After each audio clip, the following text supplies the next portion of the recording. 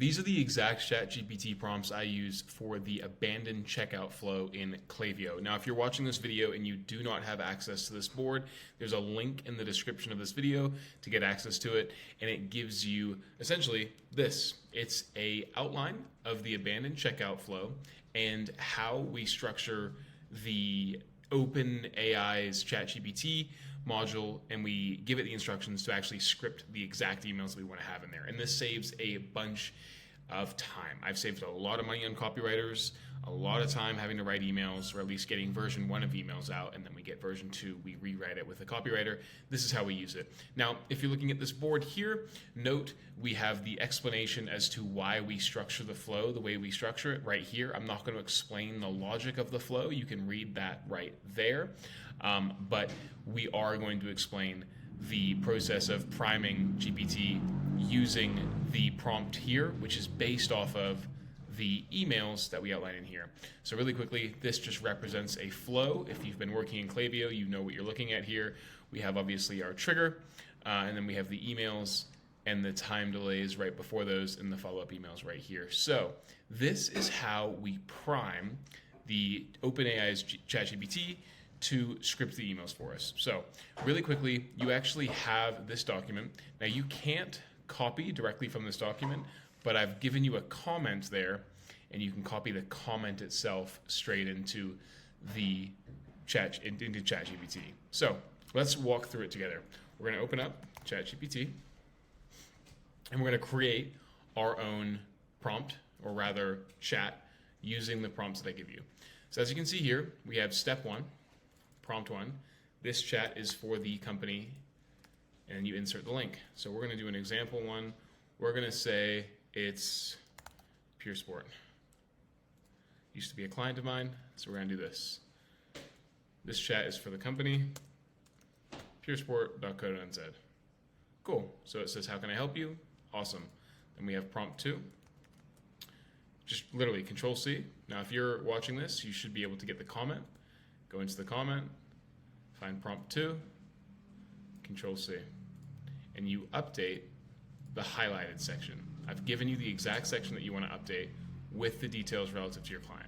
So in this case, we take prompt 2, and we just replace the explore the following to learn this. We just replace that insert link with the link to the website. So we go here, insert link, copy and paste, spit that out. Now, I don't want to waste your time reading through each one of these prompts. Read through them in your own time, but I'm going to show you the quality of email that this spits out based off of what we're giving it here. Cool. So it gives us a rundown there. Now we're going to tell it to explore the following. Please explore the above website to find information on. So here we go. Top selling products, customer testimonials and reviews, any current promotions or special offers. Note, our top selling products, you can list them if you want. Like, you can insert those if you have that information. Sometimes the client or you just don't know exactly what that is, so you just ask ChatGPT to figure it out for itself, which isn't the best, but yeah, there we go. So now it goes ahead and lists that for us. Here we go. Cool. Here's what I found. Perfect. Okay. So pretty shallow at the moment, but we still have some information there, right? So now we go to prompt 4. We ask it to make sure all this information is correct. Cool. Prompt 5. We're going to tell it how we want it to script emails for us. Copy and paste. And just notice how this saves so much time, right? I'm just literally copying and pasting the prompts over into the module. Cool. So now we have our GPT prompt ready. Well, rather, it's ready to go. So now we're going to go over to here, step 1. In the following emails, I will ask you to script for the abandoned checkout flow. Okay, so we take that, Control-C, pop that in there. So now we've given it instructions on what typically goes into an abandoned checkout flow, right? So we just have these kind of notes here, and now we can start popping in information directly into the individual email prompts, right? So abandoned checkout flow email 1 prompt, and notice how I've given you sections to update and change. Now keep in mind, this information here in this email is based off of what we discussed over here in this flow. So review that to make sure that makes sense in terms of what you want to script within your abandoned checkout flow email. But note, if you don't actually like the fact that I'm giving a discount straight off the bat, which you should do, by the way, if you don't like that for non-customers, you can just go ahead and change that, right? So like, here we go. Remind the reader of the items left behind. Keep this information generic as we do not know what they left behind. Then we have here, right? Reiterate the exclusive discount code. If you don't want to do that, just take that out, right? And then write your own notes into the primary focus section as well as the secondary focus section. I've highlighted these sections to show the discount that we give because I'm assuming you're following the logic that I've set up previously. But you can remove that, right? Now, if you want, insert your discount code there, insert the collections that you want to suggest readers to explore more of, said and done, right? So you can literally copy this. Okay, Control C, Control V, okay? And so notice like the discount code, insert discount code, we're just gonna call this welcome 10, okay?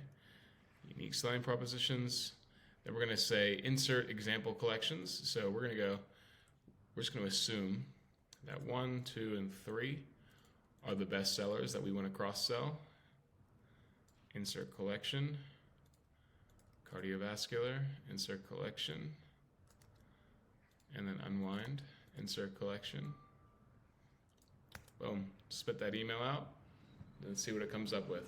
So notice how it instantly gives us our subject line, our preview text, our header image, shows that we want to have a dynamic product block in there here.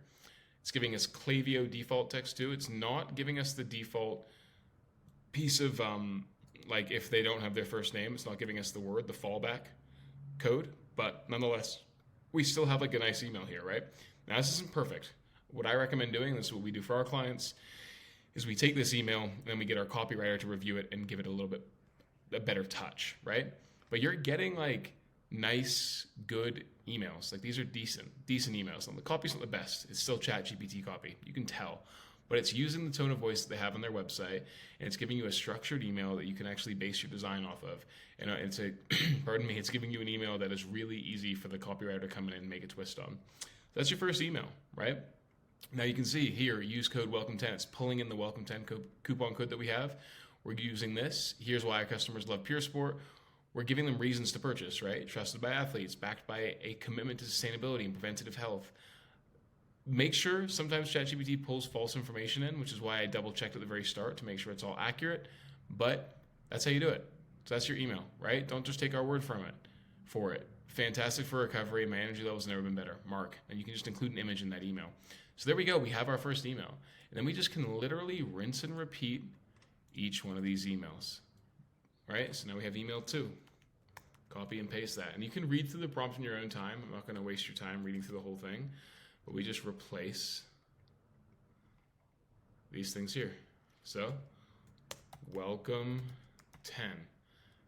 And now we can just, once again, cross-sell these other products here. Now, if you have more specific value propositions that you want to include in these, highly recommend you write those out within the prompt. But here we go. So now we have email 2. Everything has been layered in these prompts to be like a follow-up email, right? So your discount is still waiting. So now it's a message that's been designed to be a follow-up off the first one. I've tried making this as easy as possible. Here you go, right? Like it's all here. We're giving like a new review here. Act fast. We're building urgency here. Now you can add little notes to this prompt if you want, but this works really, really well for me, and that's for the abandoned checkout flow. And obviously you have another one right here.